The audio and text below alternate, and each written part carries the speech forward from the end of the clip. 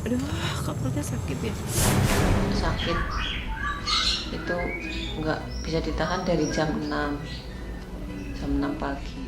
Sabar Bu ya, sabar. Ya terus Bu, bantu dorong ya Bu ya. Ayo Bu terus Bu. Ya. Semangat Bu, ayo Bu, terus Bu. Ayo Bu, terus. Bu, semangat Bu. Ayo, semangat Bu ya Bu.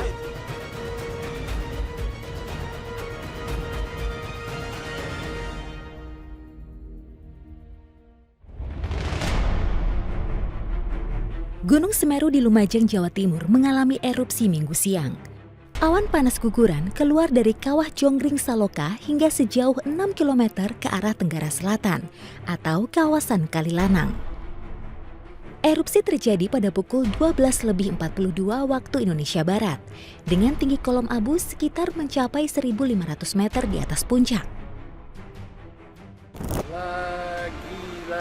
Lagi, betu.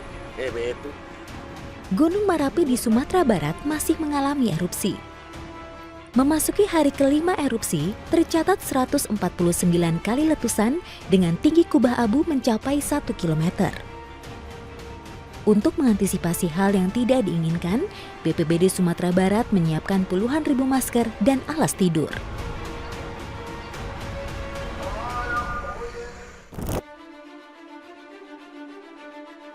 Setelah pencarian selama hampir 2 hari, jasad Muhammad Fuad Hasan, 26 tahun, akhirnya berhasil ditemukan. Pendaki Gunung Rinjani asal Surabaya, Jawa Timur tersebut tewas setelah terpeleset dan jatuh ke jurang sedalam 100 meter. Curamnya medan dan kabut tebal mempersulit proses evakuasi tim SAR gabungan. Korban harus ditandu berjam-jam hingga sampai di Pos Senaru, Kabupaten Lombok Utara.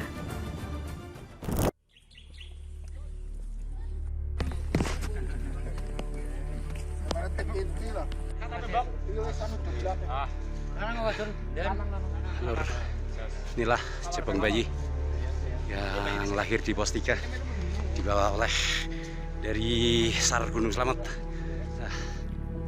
Tim SAR harus bersusah payah memikul Sartini menuruni Gunung Slamet menuju pintu masuk pendakian di jalur Bambangan. Proses evakuasi berlangsung dramatis. Tim SAR harus menuruni jalur pendakian yang curam dari ketinggian 2.510 meter dari permukaan laut. Sartini terpaksa dievakuasi lantaran kehabisan tenaga usai melahirkan di Pos 3 jalur pendakian Gunung Slamet.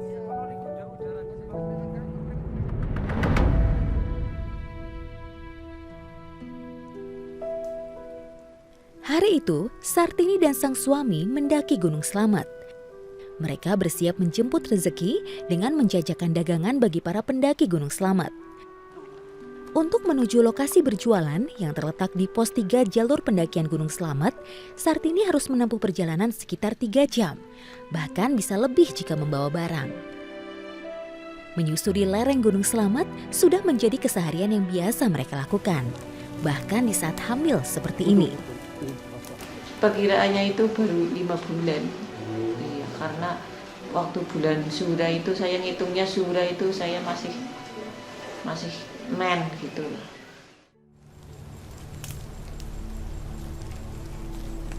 Alhamdulillah Bu, udah sampai Bu. Iya, Pak. Udah Ibu istirahat Bu, sini duduk Bu. Iya. Sesampainya di warung, sang suami pun kembali turun untuk membeli kebutuhan lainnya. Udah Bapak mau ambil barang dulu ya Bu ya. Ibu tunggu di sini ya. Iya. Hati-hati ya. Hati-hati ya, Pak. Iya. Sabar ya, Dek. Sambil menunggu pendaki lewat, Sunarti sibuk mengurusi berbagai kebutuhan untuk berjualan. Aduh, kok perutnya sakit ya? Namun tiba-tiba, rasa sakit yang timbul dari perutnya perlahan mulai ia rasakan. Sakit itu nggak bisa ditahan dari jam 6 pagi. Aduh, sakit, aduh. Mulus. Rasa sakitnya ini membuat Sunarti tak kuasa untuk berjualan. Untuk mengurangi rasa sakitnya, ia merebahkan badan di kasur ala kadarnya. Sakit, aduh. Sendirian di tengah hutan dan merasakan sakit membuatnya hanya bisa berserah diri kepada Yang Maha Kuasa sembari berharap suaminya segera datang menolongnya.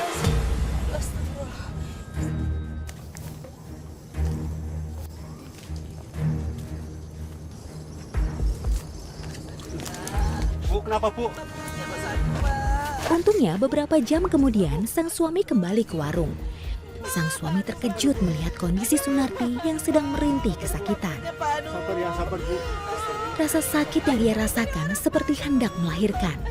Istighfar, Bu. Aduh, Pak, sakit. Mereka berdua pun tak menyangka karena usia kandungan yang diperkirakan baru berusia 5 bulan ini ternyata sudah memasuki waktu melahirkan. Baru 5 bulan kok udah melahirkan. Aduh, nggak tahu nih, Pak. Tak kuasa membantu istrinya melahirkan seorang diri, sang suami pun memanggil penjual lain yang ada di sekitar lokasi kejadian. Mas, tolong, Mas. Tolong, Mas. Tolong. Walaupun tidak bisa membantu banyak, setidaknya dukungan moral bisa Sunarti rasakan. Udah berapa bulan, Pak? 5 bulan. Bu, sabar, Bu. Ada orang lagi. Karena kondisi yang tidak memungkinkan, mau tidak mau, senang tidak senang, Sunarti harus melakukan persalinan darurat di warung tempat ia dan suami biasa berjualan. Sabar ya, Bu. Sabar, Bu. Ya. Sabar. Ya, terus, Bu. Bantu dorong ya, Bu, ya. Ayo, Bu. Terus, Bu.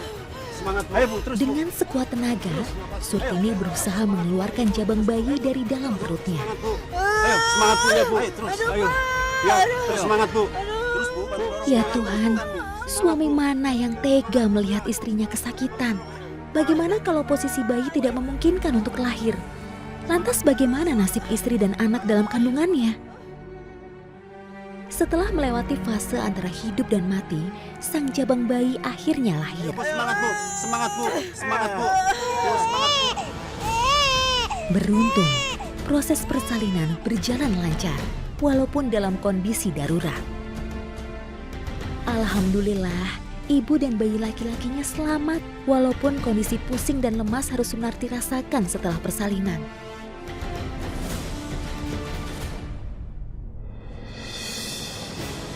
Beberapa jam setelah melahirkan, tim SAR gabungan pun tiba, lalu mengevakuasi Sunarti dan bayinya. Inilah jabang bayi yang lahir di pos 3. Proses evakuasi tidaklah mudah. Tim harus memandu Sunarti menggunakan terpal dan 2 bilah kayu. Selain itu, tim SAR harus menuruni jalur yang curam selama 3 jam. Sementara sang bayi laki-laki harus menempuh perjalanan berat dan panjang dengan cara digendong. Alhamdulillah, mereka akhirnya sampai di pintu pendakian. Sang ibu dan jabang bayi langsung ditangani oleh tim medis. Beruntung, Sunarti dan bayi laki-lakinya diberi keselamatan oleh Sang Pencipta walau harus melahirkan darurat seperti ini. Iya, saya kepikiran bayinya, takutnya di jalan kenapa-napa gitu. Langsung dipotong pusarnya sama bidan.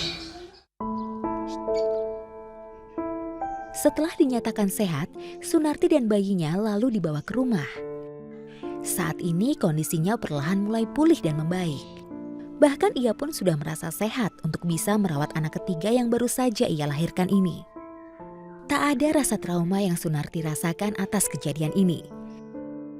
Hanya pelajaran berharga yang bisa ia petik, bahwa tak ada daya dan upaya selain atas kuasa Sang Pencipta. Hanya rasa syukur yang bisa dipanjatkan. Ia dan bayinya selamat, melahirkan anak yang diberi nama Andi Slamet di Gunung Slamet.